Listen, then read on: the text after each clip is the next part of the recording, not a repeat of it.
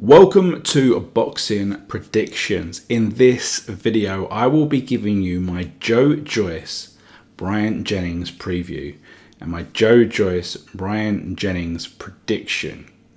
Before we get started, please jump down to the comment section below and type the name of the boxer who you think will be victorious.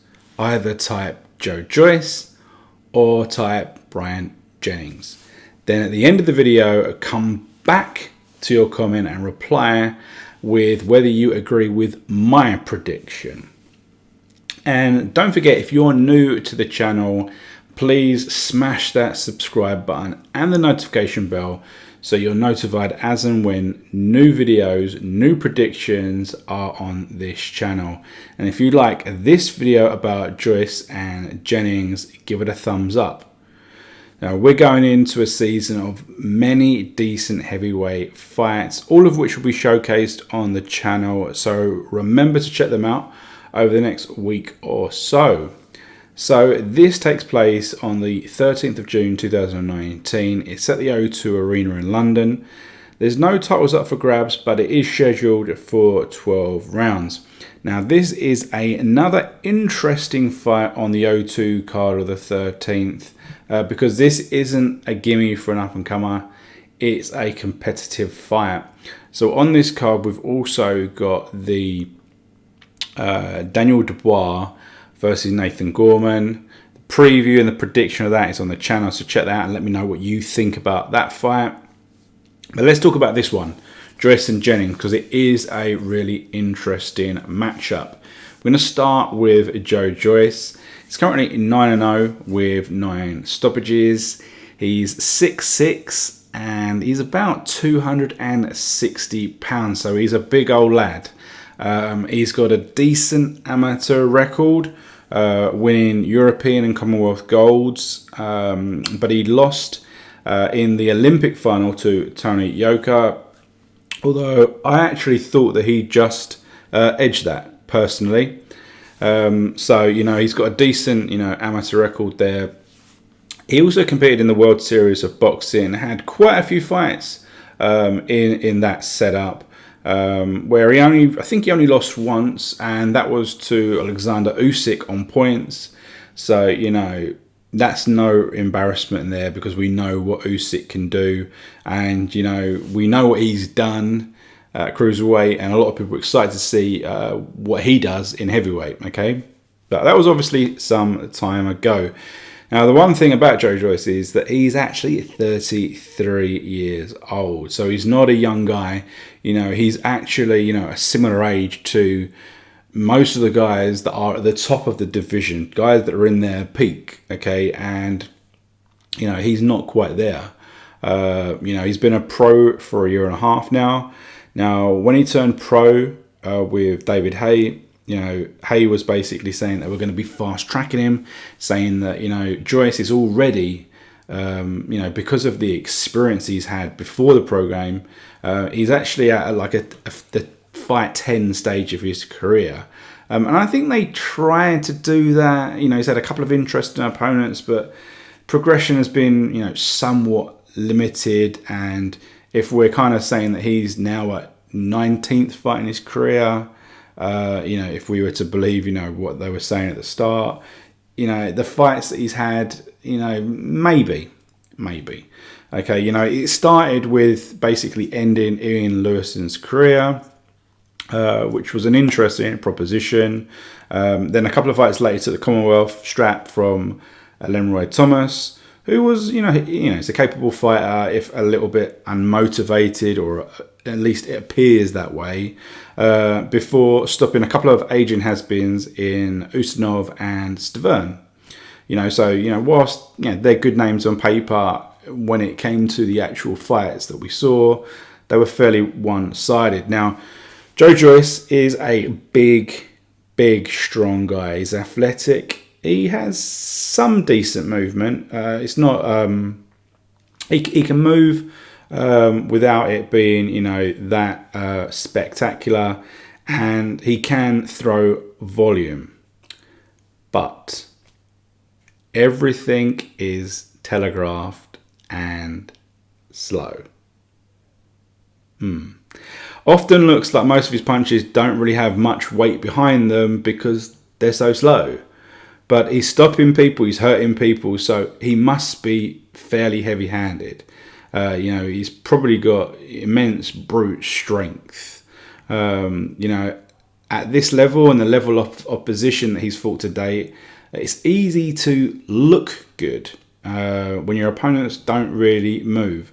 So it's possible that he's another heavyweight who, against slightly more intelligent boxers, he may get found out. He may get outboxed, and he may have to rely on that strength.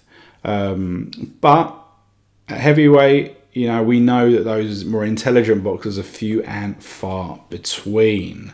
So moving across to Jennings, someone I've always liked, to be honest, Bryant Jennings.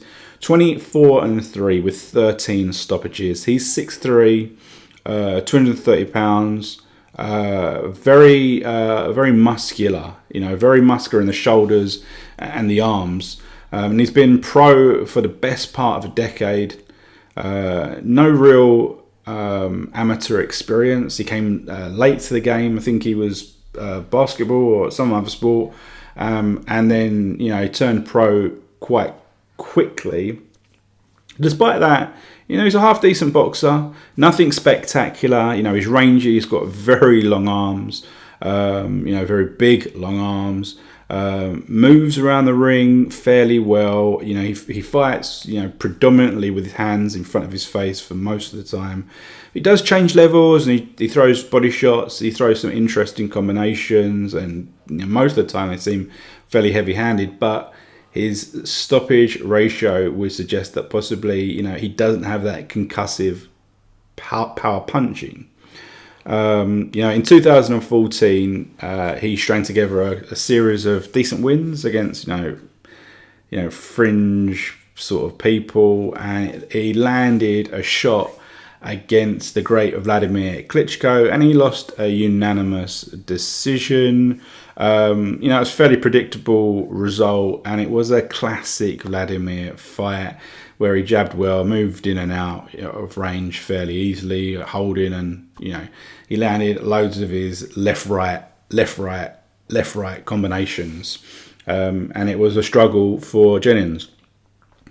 After the Klitschko loss, after Wladimir Klitschko lost to Tyson Fury, not long after the Jennings fight, Jennings actually got a shot at WBA interim belt, bizarrely, but this was against Luis Ortiz later that year, as I said. And this was actually a good competitive fight. I mean, it was stopped, middle to late rounds. But if I remember right, I think it was an uppercut from Ortiz. But and it's actually Ortiz's best win to date, in my opinion. But it was a competitive fight. I thought Jennings was doing well. He won a number of those rounds. I can't remember how many rounds and whatever. But he was winning. Jennings won rounds because Ortiz took rounds off.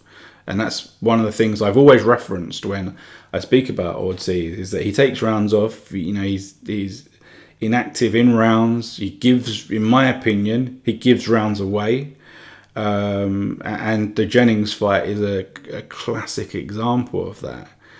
Now, after that defeat, Jennings took some time off, a few years before really slowly working his way up. I mean, some of the opponents, he kind of almost started right at the bottom. And I have to think someone like him, it seems bizarre. Whether that was a conscious decision to do that, I think it was a mistake.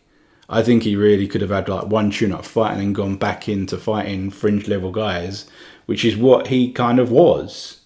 And then possibly, he would have been a decent test for, in the last couple of years, people like Joseph Parker and Joshua, these sorts of guys that wanted good opponents. He would have been a great name, and it would have been another opportunity for Jennings. But for one reason or other, he was fighting really level guys until he fought Dimitrenko, and he got a bizarre stoppage win where he dropped him, and the referee immediately stop the fight, even though he was behind Lomachenko. And he stopped it as Lomachenko was going down. But, there we go. He got the win, and that led to a fight against Oscar Rivas. Now, Oscar Rivas is an opponent of Dillian Whyte in the next couple of weeks as well. And I will be releasing the preview and prediction of that fight next week. So check out for that. But what we saw Jennings versus Oscar Rivas, and the result was an Oscar Rivas knockout win on the 12th round. This was a very, very competitive fight, a very grueling fight for both.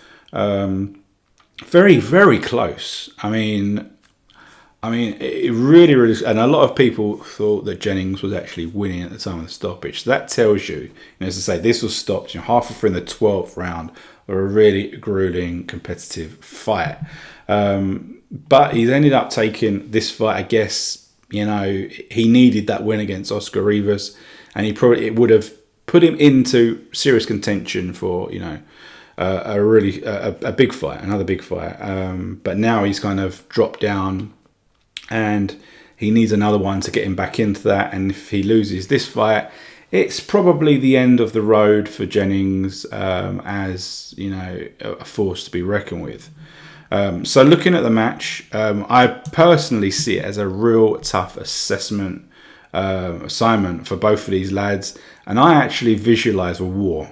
So I think this could be, for people that like a war, like a battle, bloody and bruisey and punches thrown, and both fighters getting absolutely knackered. This could be the one for you. I think they'll both come to fight. It won't be explosive, but there'll be heavy shots traded, and it'll be that classic battle of attrition until one tank runs out. It's as simple as that. And this is without a doubt Joyce's toughest opponent. A lot of people will say that Jennings is done, but as I say, he went 12 rounds with Oscar Rivas. And he went, was stopped right at the end, and many people thought he was winning. So I think he's still got something left, in this fight. Personally, I'd like Joyce to win because he's up and coming, and there are potential fights that could be quite interesting. Particularly there seems to be quite a number of British guys that could all fight, and I really like I would really like it if all these guys could fight each other. Win or lose, they fight each other, and then we really get an exciting division. We know this never really happens, but you can always hope. It's a great test for Joyce. Even if it's the war that I predict, I think we'll learn something about Joe Joyce, and it will be good for Joe Joyce.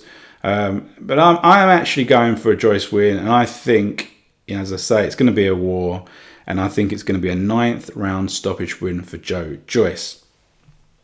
I'm not entirely sure where Joe Joyce goes now. I think he's only ranked in one organising body, WBC possibly, just inside the top 15. So another top 30 guy would be good for his next fight, later on this year. Even if it's someone that is on the decline or on the back of a loss. But another respectable opponent before progressing to big fights. Just say we've got Oscar Rivas versus Chisora. Just say Chisora loses that one. Chisora and Joe Joyce would be a perfectly acceptable fight. Possibly the winner of Allen versus Price. That might be an interesting one. Possibly not a step up, but an interesting one nevertheless. But it'd be interesting to see where he moves from here, if he's able to beat Bryant Jennings as I predict. So thanks for tuning in to yet another prediction here on the channel. I really do appreciate you if you've got this far into the video. If you have, let me know in the comments. And of course, like the video, give it a thumbs up. Remember, in the comment section, let me know who you're picking, or whether you agree with my prediction. And of course, don't forget, hit that subscribe button and the notification bell so you're notified as and when all of the other predictions. And there's a lot coming thick and fast in the next couple of weeks. We'll see you soon in the next boxing prediction.